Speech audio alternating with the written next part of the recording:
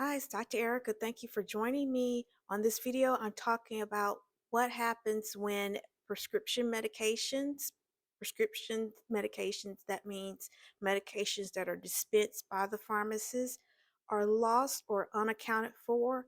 So please stay tuned to the end of the video.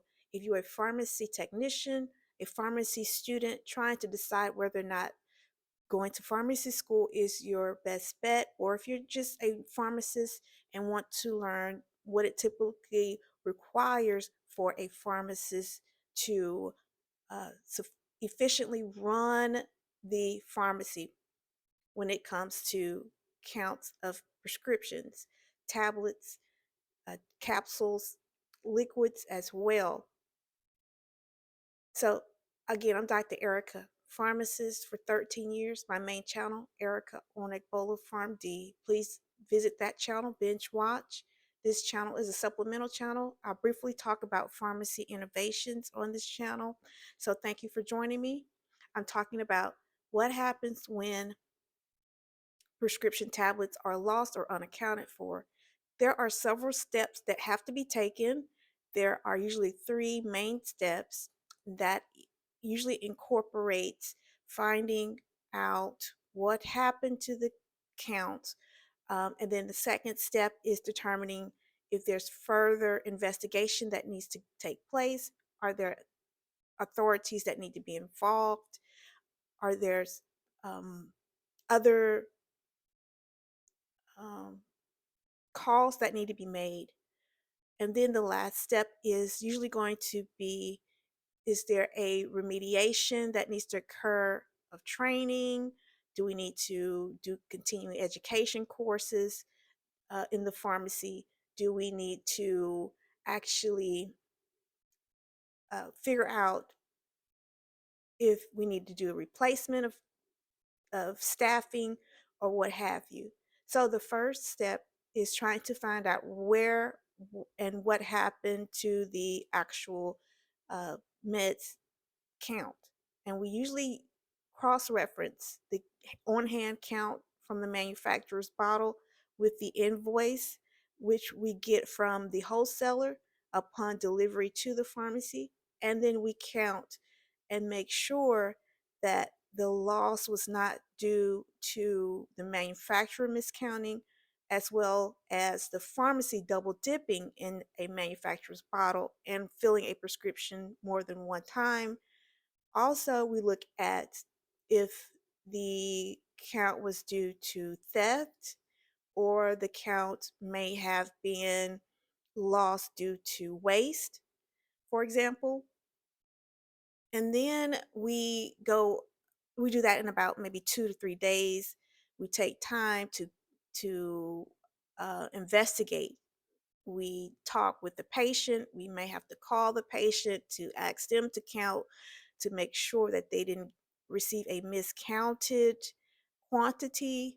And then we cross-reference as well in our on-hand inventory in the computer system. And then we make notes in the computer system about what could have possibly happened.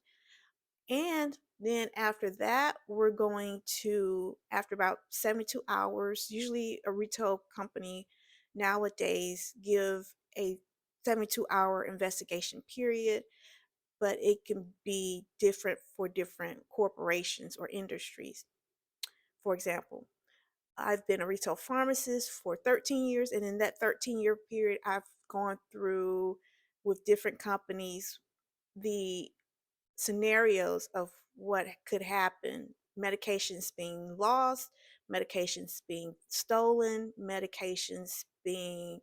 um, medications being detoured or hidden so that they can be taken out of the pharmacy. I have seen medications being miscounted, um, and I've seen medication manufacturers' bottles not being accurate in the dispense quantity.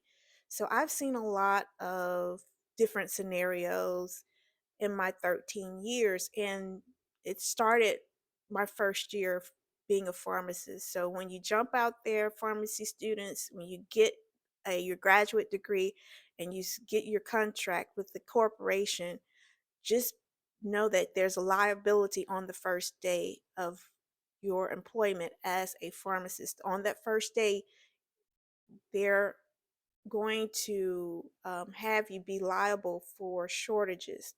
So do be aware of that, and um, know the work ethic and the consistency and the proficiency and efficacy of your partner pharmacist as well, and how you might want to shadow them and find out if they are the type of pharmacist you are willing to work with consistently for a long period of time, or if the pharmacist and the team is not, what you expect as a professional.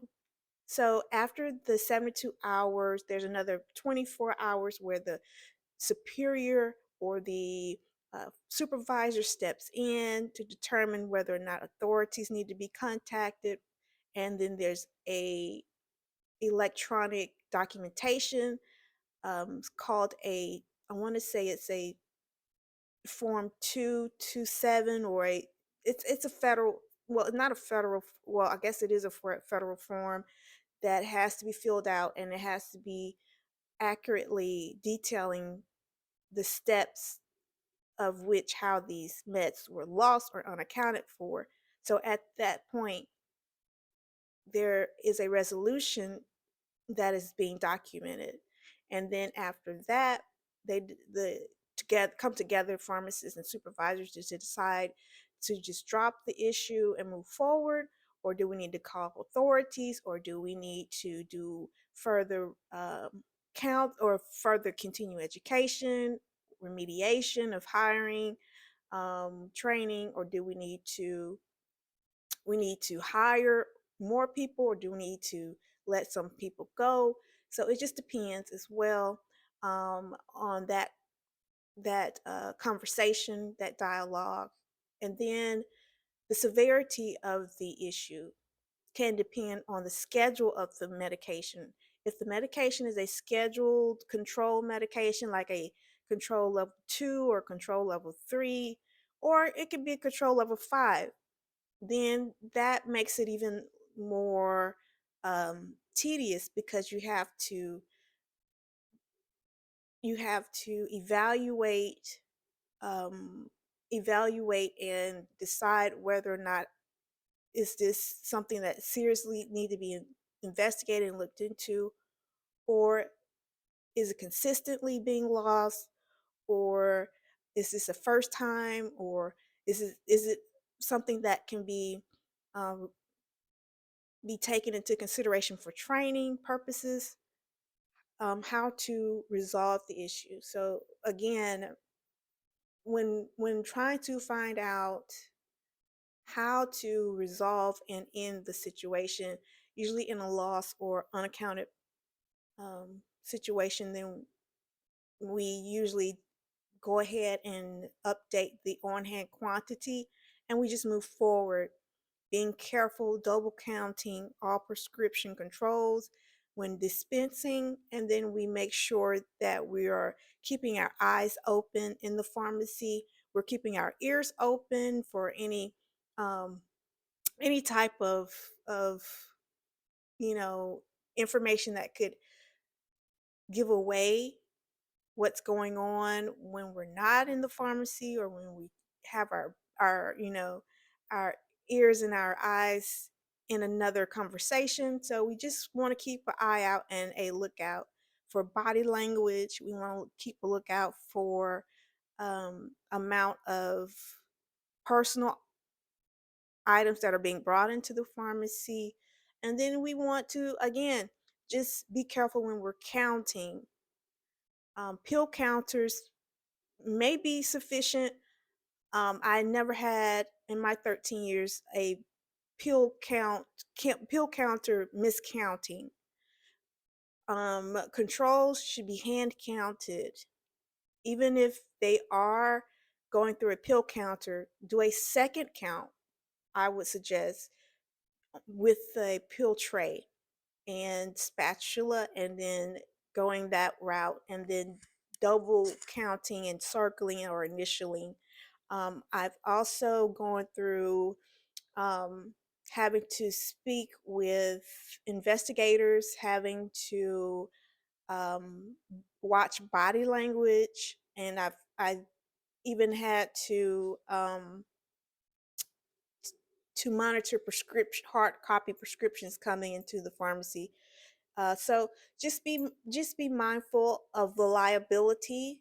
It won't hurt to get professional liability insurance for your personal license and certification, because your alma mater and your retail company, they have their liability, but for your own personal license, I would suggest that you um, look into a professional liability insurance program. So, again, pharmacy students, pharmacy technicians, all of those people who are thinking about out there who thinking about going to pharmacy school, just be aware, and it is a profitable income. Just be aware of the liability behind it, and that you do have to play a role when it comes to safety of the pharmacy. So that's what I wanted to talk about in this particular video, because it's not rarely talked about and a lot of people don't know. So I'm glad I was able to share it with you. I hope everyone is doing great this season, this new year, and I hope to see you all on a future video. Again, please like, share, and subscribe.